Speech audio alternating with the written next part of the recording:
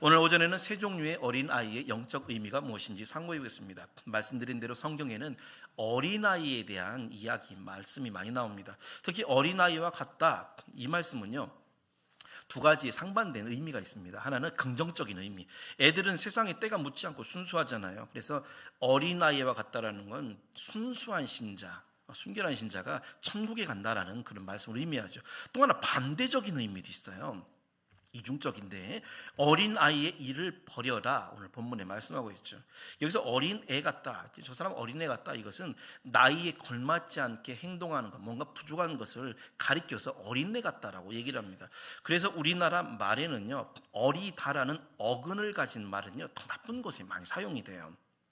그 앞에 붙은 것을 어근이라고 하잖아요.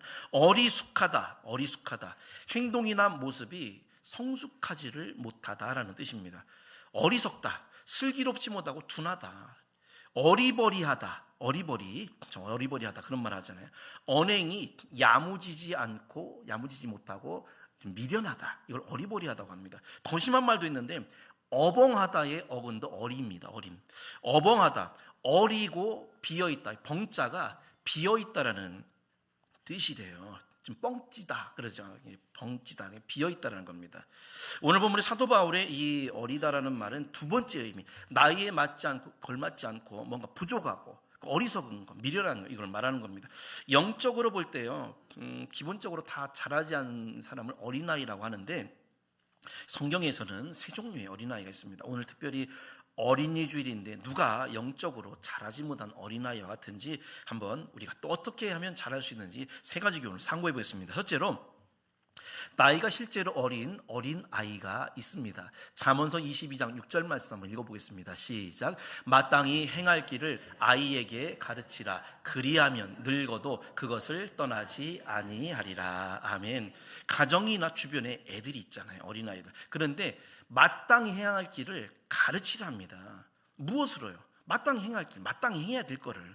이 사람이 이 세상을 살면서 마땅히 행해야 될 게 많죠. 그런데 정말 마땅히 꼭 해야 될 게 있습니다. 그것은 하나님을 믿는 것, 그리고 하나님을 믿되 경외하면서 믿는 것, 이거를 꼭 가르치라는 거예요, 어릴 적부터. 그래서 어릴 적부터 우리는 잘 아시다시피 신앙교육이 아이 때 정말 중요합니다. 옛말에 처음부터 구부러진 나무는 평생 구부러진다, 그런 말이 있죠. 처음부터 구부러져서 크면요, 얘는 평생 구부러진 나무가 돼요. 우리나라 속담에 3살 버릇 80 간다, 이런 말도 있죠. 자, 나무가 어릴 때는요, 줄기도 잎도 부드러워요. 그래서 이걸 곧게 펴거나 굽게 하기가 굉장히 수월합니다, 어릴 적에는. 그런데 이 나무가 더 크게 되면요, 얘를 곧게 하거나 구부러뜨리려면 잘 안 되죠. 부러지고 말죠. 꺾이죠. 죽을 수도 있죠.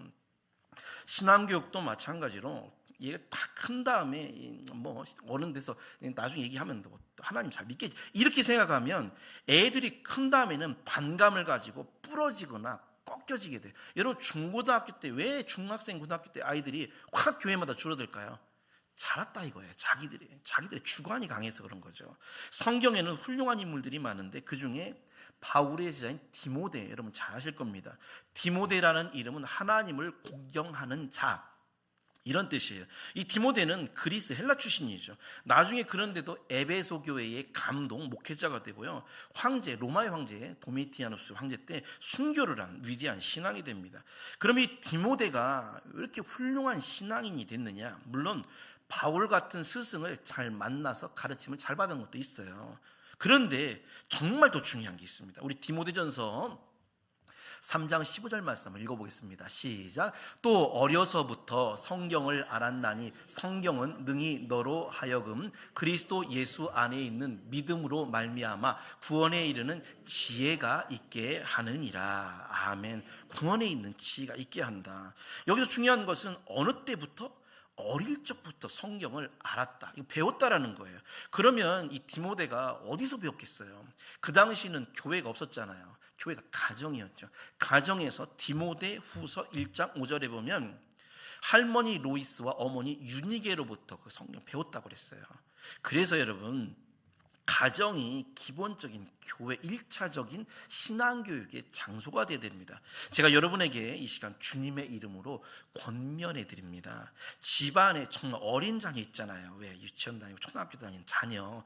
그러면 부모된 우리 성도님들은 반드시 신앙교육을 잘 시키셔야 됩니다. 예배가 중요한 건 예배 빠지지 않게, 말씀을 꼭 읽게 해주고 배우게 하고, 말씀대로 학교나 세상에 나가면 실천하도록 어릴 적부터 교육을 시켜줘야 돼요. 그럼 잠언서 22장 6절 말씀처럼 늙어도 나이를 먹어도 걔는요 하나님을 떠나지 않고 하나님을 가까이 하는 사람이 되게 됩니다. 시편에 보면 하나님을 가까이 함이 내게 복이라 그랬잖아요. 그러니까 하나님을 가까이 하니까 얘는 험한 세상에 나가 살아도 어릴 적부터 신앙교육을 잘 받아가지고 그걸 유지하면 나중에 형통하게 돼요. 참 신기하게 하나님이 좋은 길로 반드시 인도해 주더라는 거예요. 자, 이제부터 문제는 그럼 우리 자녀들이 장성을 해가지고 30이 훌쩍 넘어갔어요. 그럼 어떻게 될까요? 당연히 부모의 신앙교육을 잔소리라고 생각하고 받으려고 하지 않습니다. 이거는 누구나 다 그래요. 그럼 어떻게 되느냐? 방법이 있어요.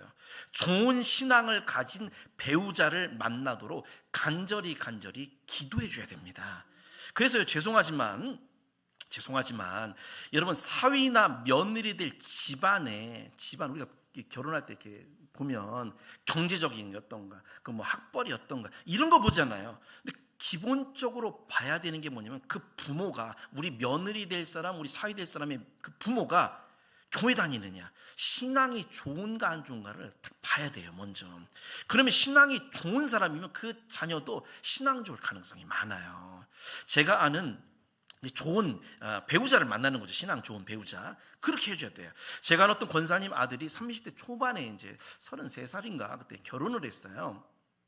그 전까지 그 부모 권사님이셨는데 아들 보고 교회 나와라 하나님 믿어라 해도 뭐 아들이 귀등으로 듣지도 않죠. 뭐 초등학교 때는 뭐 교회를 다녔댔지만 그 길에서 간혹 가다가 이제 저를 만나면 이제 불편하니까 숨기 바쁘고 도망가기 바쁜 거예요. 막 피하고 저를. 그런데 어느 날 직장에 들어갔는데 그 직장이 농협에 들어갑니다. 그 농협에 갔더니 아가씨를 하나 이제 만났어요. 아가씨가 뭐 굉장히 뭐 미인은 아니지만 아주 신실한 신앙 좋은 어릴 적부터 믿었던 교인이었어요. 교인. 그리고서 그 자매와 이제 결혼을 해가지고 교제를 해서 결혼해서 이제 교회를 다니게 됐는데 그 부인을 따라 교회 다닌 거죠. 그 교회 다니는 교회 목사님인지 제가 알아서 그 목사님이 저한테 그런 얘기 하시더라고요. 이번에 그 결혼한 청년이 세례를 받았고 교회도 꼬박꼬박 부인 따라서 다니고 그리고 아기가 태어났는데 아기를 안고 예배를 이렇게 앉아 있대요. 부인은 성가대에 이제 거의 가 있고 그렇게 한다는 거예요. 그래서 제가 그래, 부모의 말은 귓등으로도 안 들어도 만약에 배우자를 신실한 사람을 만난다면 주님의 복된 자녀로 얼마든지 돌아올 수 있구나, 이 가능성이 있다는 거죠. 그래서 여러분 혹시라도 결혼을 앞둔 내 자녀가 지금 교제하고 있는 남자나 여자가 만약에 신앙이 없어요, 그러면 죄송하지만 이제 목회자니까 제가 여러분에게 말씀드리는데 절대 결혼시키면 안 됩니다. 그거는 너 그냥 신앙 없이 평생 살아, 불행하다가 그냥 지옥 가, 이런 거랑 똑같은 거죠.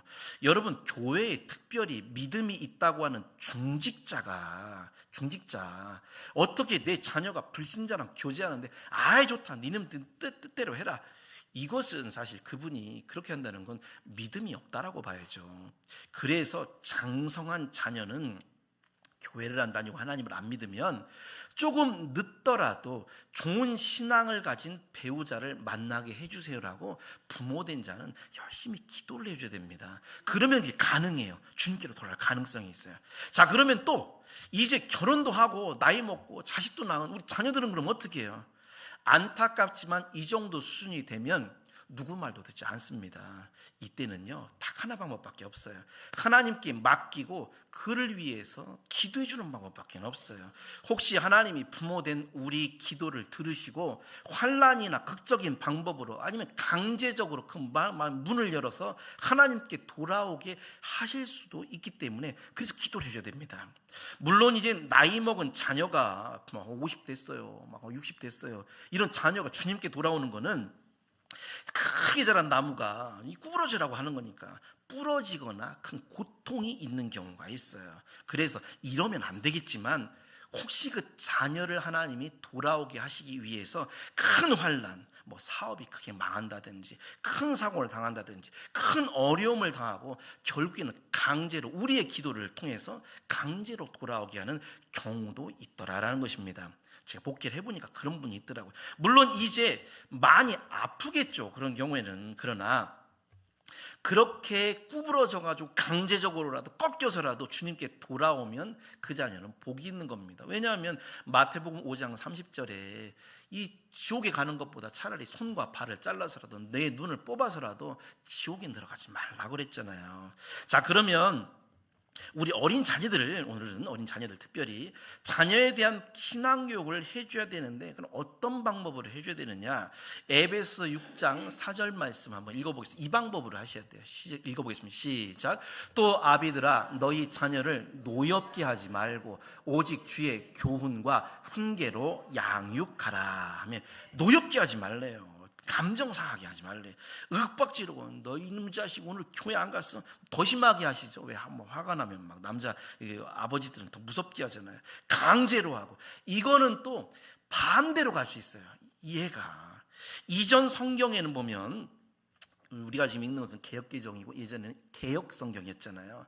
그 개역성경에 보면 뭐라고 하냐면 주의 교양과 훈계로 양육하라. 교양. 교양이라는 게 뭐예요? 학문이나 배움을 통해서 얻어진 품격, 높은 품격을 교양이라고 그래요. 우리가 왜 말하는 것도 뭐 행동하는 것도 저 사람 교양이 없다 그러잖아요. 교양이 있어야 돼요. 교양으로 부드럽게 사랑으로 훈계를 해주라는 겁니다. 제가 아는 어떤 목사님 가정이 있습니다. 이 가정이 있는데요, 이 목사님이 이제 연세가 드셨는데 은퇴하신 목사님이에요. 간혹가다 설교를 하시면 그렇게 가정의 손자들, 외손자들 신앙교육을 자랑을 하는 거예요. 당신 따님이 그렇게 애들 신앙교육을 잘 시킨다고 막 설교 시간에 자랑을 해요. 어떻게 시키느냐? 애들을 무조건 성경을 필사하게 하고 막 쓰게 하는 거죠. 필사. 하루에 성경을 안 읽으면 밥을 안 줘요. 그리고 주일은 무슨 일이 있어도 지키게 하고, 성경 구절을 암송하게 해서 만약에 암송하지 못하면 이 손바닥을 때려요. 막 11조 얼마나 철저한지, 용돈을 받으면 그 자리에서 꼭 떼어서 내게 하고, 이거를 이렇게 설교 시간에 철저하게 신앙교육을 한다고 매번 그렇게 반복해서 자랑을 하시더라고요. 자, 그런데 얼마 전에 저희 부부 보고 그 목사님 기도 좀 해주세요. 우리 요셉이 가명입니다. 가명, 실명이 아니고 우리 요셉이가 가출했어요. 얼마 전에 친구를 때려가지고 얼굴이 다 망가져서 경찰서 갔다 왔어요. 여러분, 이런 경우는 주의 훈계, 교양, 이걸로 양육한 게 아니잖아요. 강제적인 거잖아요. 반대로 갈 수도 있다는 겁니다. 여러분, 분명히 노엽게 하지 말고 교훈과 훈계로 양육하라. 하나님의 말씀으로 부드럽게 사랑하면서 권면하면서 해야지, 이거를 강제적으로 어릴 적부터 하면 나중에 얘가 자아가 발달이 될 땐 그때는 어긋나갈 수가 있다는 겁니다. 우리 성도님들, 첫 번째 성경의 어린아이, 바로 가정에 있는, 또 우리 교회에 있는 나이가 어린 자녀다라는 걸 기억하시고, 어릴 적부터 여러분 주변에 어릴 적부터 있다면 꼭 주의 말씀과 교훈과 교양으로 꼭 양육하시기를 주님의 이름으로 축원드립니다. 두 번째 어린아이가 누구냐? 성경의 교회 안에 새신자가 바로 어린아이입니다. 빌레몬서 1장 10절 말씀 한번 읽어보겠습니다. 시작. 갇힌 자 중에서 낳은 아들 오네시모를 위하여 내게 간구하노라. 아멘. 낳았대요. 지금 감옥에서 나왔으니까 신생아죠. 신생아. 오네시모는 감옥에서 낳은 신생아예요. 신생아. 자, 이 감옥에서 낳은 아들, 처음 믿은 새신자는요, 영적으로 교회에 처음 오게 되면 갓 신생아와 같습니다. 나중에 이 오네시모가 바울의 신복이 될 정도로 훌륭한 신앙이 되는데, 처음부터 성숙한 신앙이 되었냐? 그렇지 않습니다. 처음에는요, 말 그대로 갓 태어난 아기와 똑같았어요. 그런데 바울이 아기들 이유식 먹이고 우유 먹이고 젖 먹이고 하면서 점점 자라듯이 매일매일 차근차근 가르쳐서 결국은 장성한 신앙인이 됐다라는 겁니다.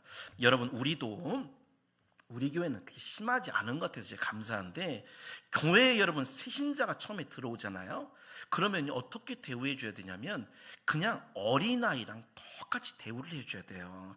아빠가 아장아장 걷는 아이랑 걸어갈 때 어떻게 해요? 아빠가 보폭을 맞춰주잖아요. 조금씩. 아빠는 크게 갈 수 있지만, 그리고 조금 만약에 앞서게 되면 천천히 따라오는 아이를 기다려줘야 됩니다. 왜 못 따라와? 혼내면 아이가 빨리 오려고 하다가 넘어지고 다치게 되죠. 이걸 가리켜서 실족이라고 하는 거예요. 실족. 교회의 조사에 의하면 실족하는 신자들의 대부분의 80% 이상이 초신자라고 합니다. 나머지 20%는 이제 기존 신자가 실족을 하고요. 초신자는 어린 아이이기 때문에 잘 넘어져요. 저도 어릴 적에 얼마나 잘 넘어졌는지, 무릎이 지금 50대 중반인데 무릎에 옛날에 어릴 적에 넘어진 상처가 아직도 이만하게 남아있어요. 그러니까 어리니까 넘어지는 거예요. 그러면 어린아이는 어떻게 다뤄야 되느냐? 어른처럼 무리를 시키면 안 돼요. 애들이 할 일이 있고 어른이 할 일이 있잖아요. 소설가 황순원 씨의 소나기라는 유명한 작품에 보면 주인공 소년이 서울 소녀랑 이제 저 건너편 그 산에 가기 위해서 가다가 서울 소녀에게 이제 잘 보고 용감한 걸 보이려고 콧뚜레를 깨지 않은 어린 송아지 등에 올라타가지고 막 이렇게 자랑을 합니다. 자기 용감하다고. 그런데 그때 송아지 주인이 와요. 주인이. 이 소년이 속으로 뭐라고 생각하냐면, 아이고 내가 어린 송아지 등에 타가지고 어린 송아지 허리 상하면 어떡하냐 이놈아, 이렇게 혼날까봐 이 소년이 스스로 걱정하는 그 장면이 나옵니다.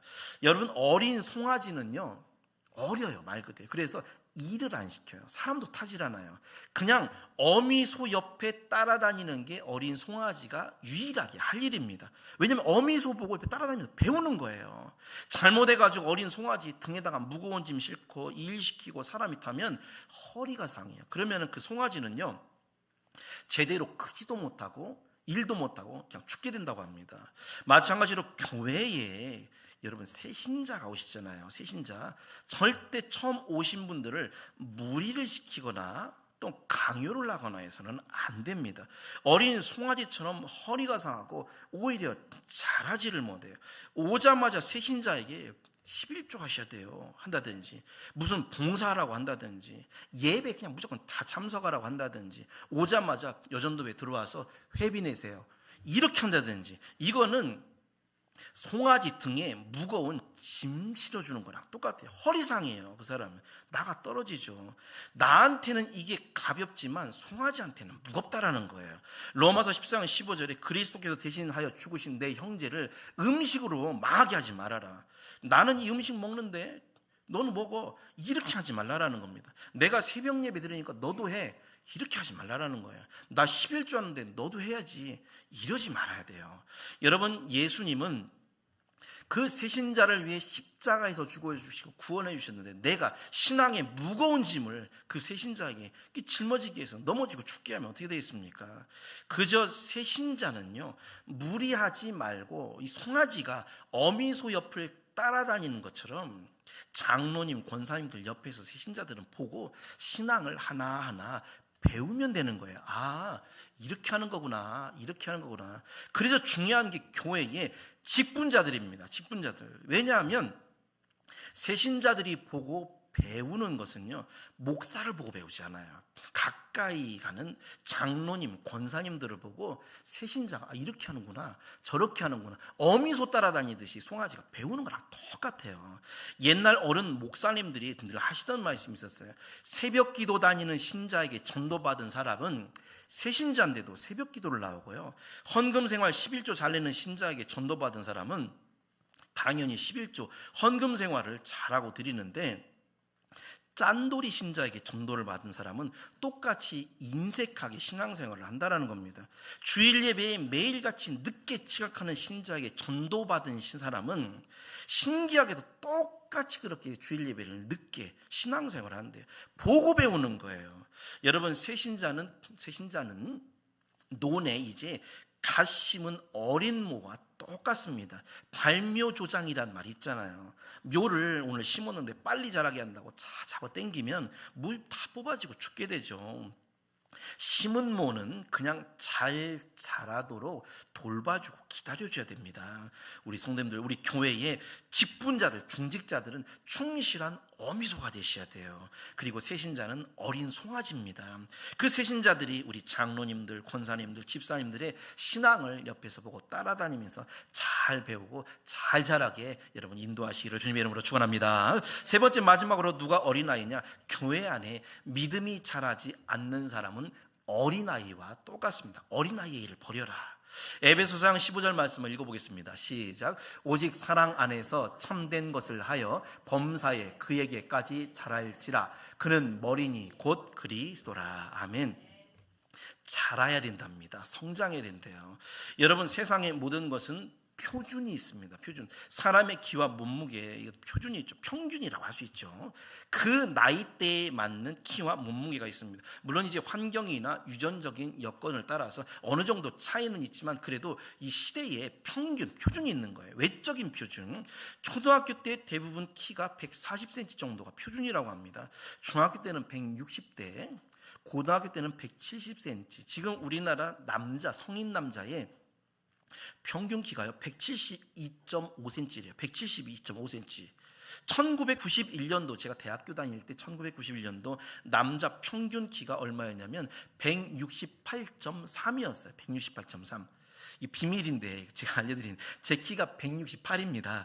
그러니까 1991년도에 168.3이었기 때문에 제가 대학교 다닐 때는요, 저는 평균에 아주 딱 들어가는 키였어요. 표준이었어요. 근데 지금은 이제 작죠. 물론 사람의 외적인 키나 몸무게는 여러 가지 환경과 유전 요건으로 인해서 크거나 더 작을 수가 있어요. 이거는 표준에 안 맞아도 이 세상 사는데 굉장히 큰 지장이 없습니다. 우리가 정말로 표준을 삼고 맞춰야 될 중요한 게 있어요. 그거는 하나님이 만들어주신 이 세상의 표준입니다. 이거는요 꼭 맞아야 돼요. 남자는 기본적으로 바지를 입는 게 표준입니다. 바지 입는 게 표준이죠. 남자가, 제가 만약에 여러분이 앞에서 지금 미니스커트 이렇게 입고 노란 분홍색 이렇게 파인 거 이렇게 입으면서 설교한다고 여러분 생각해 보세요. 이상하죠. 남자는 짧은 머리가 표준입니다. 우리 다 같이 한번 고린도전서 11장 14절 말씀 한번 읽어보겠습니다. 시작. 만일 남자에게 긴 머리가 있으면 자기에게 부끄러움이 되는 것을 본성이 너희에게 가르치지 아니하느냐. 아멘. 여기 보세요. 본성. 하나님이 본성이라는 건 우리에게 기본적으로 사람에게 넣어주신 성격, 성품이라는 게 있다는 거예요. 이 기본적으로 하나님이 넣어주신 본성이 뭘 아냐면 남자는 머리가 짧아야 돼. 여자는 머리가 길어야 돼. 이런 게 본성으로 알 수가 있다라는 거죠. 그런데 만약에 남자가 치마에 스타킹 신는다든지 손에 빨간 매니큐어를 칠하고 막 이렇게 한다든지 이거는 표준이 아닙니다. 우리 일본 영상 한번 볼 텐데 어떤 여학생이 자전거 타고 오는 영상 한번 준비됐나요? 한번 보도록 하겠습니다. 여학생이 오죠. 그런데 중년의 아저씨였어요.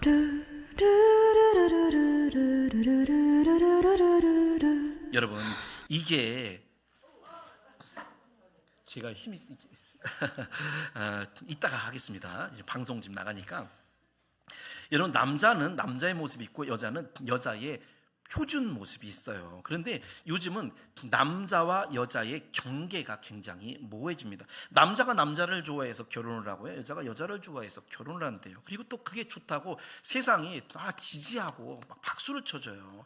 이거는 하나님이 만드신 표준을 벗어나 버리는 겁니다. 혹시 여러분도 이게 맞다고 생각하시는 분 계신가요? 그건 신앙이 잘못된 겁니다. 창세기 2장 24절에 보면 남자가 부모를 떠나 그 아내와 합하여 둘이 한 몸을 이룰지라. 그 아내는 분명히 여성 명사고요, 그 남자는 남성 명사예요. 여성과 남성이 하나가 되어서 가정을 이루는 게 하나님이 정하신 결혼의 표준입니다. 얼마 전에 토요일에, 지난주였나요? 대전역 근처가 너무 극심하게 막히는 거예요. 왜 그런가? 이상하다. 여기 이렇지 않은데 했더니 동성애 퀴어 축제, 이건 작년 모습이에요. 대전역에서 퀴어 축제를 한다고 통제를 해가지고 그게 막 시키더라고요. 요란한 복장을 한 여자들이 다정하게 손을 잡고 입을 맞추고 막 걸어가는데, 여러분 그거는 분명히 하나님이 만드신 표준은 아니다라는 겁니다. 이거는 하나님의 창조를 부정하고 거부하는 악한 영의 역사일 뿐이에요. 아이러니하게도 지금 전 세계에서 동성연애자가 가장 많은 나라가 비율적으로 어딘 줄 아세요? 이스라엘이에요. 이스라엘. 가장 큰 세계에서 동성연애 축제가 벌어지는 곳이 이스라엘의 수도인 텔아비브라고 합니다. 그 수도에서. 우리나라 동성연애 축제하면 보통 동성연애자가 10,000명 정도 모인대요. 그런데 왜 명함도 못 내민대요. 거기는요, 저 이스라엘 텔아비브는 30만 명 모인답니다. 30만 명. 동성연애자가. 저기 옷 입은 거 보세요. 저 큰 화면에 그 남자들이 이상한 그 여자 속옷 같은 거 이렇게 입고 있잖아요. 저기 팀. 저 게이들이에요. 게이들. 이것은 하나님이 만드신 세상의 표준을 벗어난 거다라는 겁니다. 그런데 이거보다 더 중요한 표준이 또 있어요. 그것은 우리가 가지고 있는 신앙의 표준입니다. 교회가요, 여러분, 교회도 표준에 적합해야 돼요. 표준. 우리가 교단이 많지만 교단들이 다 표준에 적합하잖아요. 일단은 초대교회가 표준입니다. 사도신경 고백 아래에서 우리의 죄를 사해 주신 예수님의 십자가가 달려 있어야 되고요. 정식 공예배가 있어요. 우리 공예배 있죠. 또 예배를 인도하는 목회자가 있어야 되고요. 어느 교회는 목회자 없이 그냥 자기들끼리 하는 교회도 있더라고요. 직분자들이 또 있어야 돼요. 고린도전서 12장에 보면 직분자들 다 나오잖아요. 초대교회 때부터 직분이 다 틀렸어요. 성도들이 또 있어. 회중이 있어야 됩니다. 만약에 여러분이 이사나 다른 이유 때문에 다른 교회에 옮겨야 되는 경우가 있잖아요. 그러면 대표적으로 기본적으로 두 가지 보셔야 돼요. 이 교회가 표준에 속하다 아니다를 어떻게 할 수 있느냐. 하나는 이 교회 갔더니 사도신경이 없다, 그러면 잘못된 교회입니다. 가자마자 주보를 보시고 사도신경 고백이 있느냐, 있어야 돼요. 또 하나는 교회 본당에 들어갔는데 십자가가 있느냐. 십자가 없는 교회 굉장히 많아요, 요즘. 이 둘 중에 하나라도 없다면 문제가 있는 교회고, 그리고 더 나아가서 목사님이 설교 때 십자가의 예수 그리스도를 말하느냐 안 하느냐, 십자가 예수님이 없으면 거기도 잘못된 교회입니다. 그래서 이 두 가지, 세 가지를 보면 내가 교회를 옮길 때에 이 교회가 정상이다 비정상이다 알 수가 있어요. 또 하나, 영적인 우리의 성장도 표준이 있어야 됩니다. 우리가 본받고 따라야 될 표준은 예수님이에요. 예수님. 오직 사랑 안에서 참된 것을 하여 범사에 그 예수님까지 자라라, 이렇게 얘기하고 있죠. 우리가 본받고 자라야 될 표준의 그런 궁극적인 표준은 예수님이다라는 걸 믿으시기 바랍니다. 교회 목사라면 적어도 목사의 표준과 수준이 있어야 되고요. 교회 중직자면 중직자의 수준과 표준에 도달해야 됩니다. 여러분, 중직자가 새신자만도 못하면 되겠어요? 새신자는 교회에 처음 아기처럼 업혀와가지고 이제 시간이 지나서 점점점 걸어다니는데, 중직자가 간신히 주의를 지키고 아직도 기저귀 차고 돌아다니면 이거는 정상이 아니죠. 예전에 사랑의 교회 옥하는 목사님 설교 중에 우리 교회에는 30년 된 유치원생 신자가 너무 많다고 말씀하셨어요. 제자 훈련으로 하나님의 예수님의 제자를 키워낸다고 하는 그 유명한 사랑의 교회 안에도 20년 30년 되었어도 영적으로 건강하지 못해서 유치원생 같은 자기 앞가림 못하는 신자가 넘쳐나더라는 겁니다. 그러니까 이게 교회가 다 요즘 시대 비슷한 것 같아요. 지난주 제가 새벽 예배 때 한번 말씀드린 적이 있는데요. 지방의 어느 교회 권사 임직식을 다녀왔습니다. 임직식 순서 가운데는 임직자를 위한 목사님의 어떤 권면 순서가 있잖아요. 금산에 계신 어떤 목사님이 권면을 하시는데 그런 말씀을 하시더라고요. 그분이 말씀하신 대로 제가 한번 해보겠습니다. 한번 들어보십시오. 오늘 권사님 되시는 5분들은 잘 들으십시오. 저의 권면은 딱 하나입니다. 수준을 높이십시오. 이제는 집사 수준으로 신앙생활 하시면 안 돼요. 이제는 권사님 수준으로 신앙생활을 하셔야 됩니다. 수준은 그냥 가만히 있다고 높아지는 것이 아닙니다. 노력하셔야 됩니다. 더 기도하고 더 말씀 듣고 더 봉사하면서 수준을 높이셔야 됩니다. 수준을 높이세요. 이게 저의 권면입니다. 끝! 딱 하고 끝나는데 너무 멋있으시더라고요. 우리 성도님들 평생 예수님을 믿는다고 난 교회를 오래 다닌다 하면서도 어린아이 수준의 믿음을 가진 자가 여러분 절대 되지 마시고, 어제보다는 오늘이, 작년보다는 올해가 내가 더욱더 성장하고 예수님을 더욱더 닮아가는 그런 장성한 분량에 이르는 우리 성도님들이 꼭 되시기를 주님의 이름으로 축복합니다. 결론적으로 오늘 본문에 사도 바울이 어린아이의 일을 버렸다고 그랬어요. 누가 어린아이입니까? 성경에는 세 종류의 어린아이가 있어요. 첫째로 가정에 정말 나이가 어린 어린아이들이 있습니다. 어린아이들은요, 반드시 어릴 적에 철저하게 주의 말씀과 신앙교육을 잘 해줘야 돼요. 그러면 늙어도 하나님을 떠나지 않고 구원받고 축복받는 그런 사람이 됩니다. 저는 여러분보다는 살아온 인생이 적지만 제가 이렇게 보니까 정말 어릴 적부터 그래도 신앙교육 잘 받아서 하나님을 잘 믿는 그런 친구들, 그런 아이들이 보면 평생에 형통하게 되고요, 잘 풀리는 것을 저는 보게 됩니다. 오늘 특별히 어린이 주일입니다. 그래서 우리 교회가 주일학교 교육이 중요해요. 주일학교를 신경 쓰고 더 많이 투자하고 섬겨줘야 됩니다. 두 번째, 교회 들어온 새 신자가 어린아이예요. 어린 송아지 등에 무거운 짐 절대 지우지 않죠. 새 신자가 왔는데 교회에 이거 해라 저거 해라 여러 가지 짐을 지우면 안 됩니다. 일을 하는 거는 어미소나 아빠소가 하는 거예요. 그냥 직분자들은 어미소처럼 열심히 일하고 신앙의 올바른 행동을 보여주면 새신자들은 송아지와 같이 따라다니면서 결국은 보고 배울 수밖에 없는 겁니다. 세 번째, 마지막으로 교회에 오래되었지만 믿음이 매일 그타령인 신자가 어린아이와 같아요. 우리의 목표는 예수님까지 자라나는 것입니다. 우리가 한 번에 키를 확 자랄 수는 없죠. 그러나 어제보다는, 지난주보다는 오늘이, 작년보다는 올해가 그래도 내가 조금은 더 수준이 높여져야 되지 않겠어요? 중직자는 중직자의 수준이 있는 겁니다. 높이셔야 됩니다. 처음 믿을 때 부족한 신앙을 수십 년대 가지고 있으면 어떻게 하자는 거예요? 청년이 교회 와서 기저귀 차고 아장아장 거리면 되겠습니까? 이제는 좀 힘도 생겼으니까 좀 뛰기도 하고 무거운 것도 들고 힘도 써주고 그래야죠. 우리 성도님들, 오늘이 어린이 주일인데 우리 가정의 어린이들, 또 교회에 새로 들어온 새신자가 어린이고요, 그리고 교회 안에 가장 안타깝지만 오래 다녀도 믿음이 매일 그타령인 신자가 어린아이다라는 것을 꼭 기억하시고, 이제는 어린아이들부터 우리 자신까지 그리스도의 분량까지, 장성한 분량에 이르는 우리 성도들이 다 되시기를 주님의 이름으로 축원드립니다.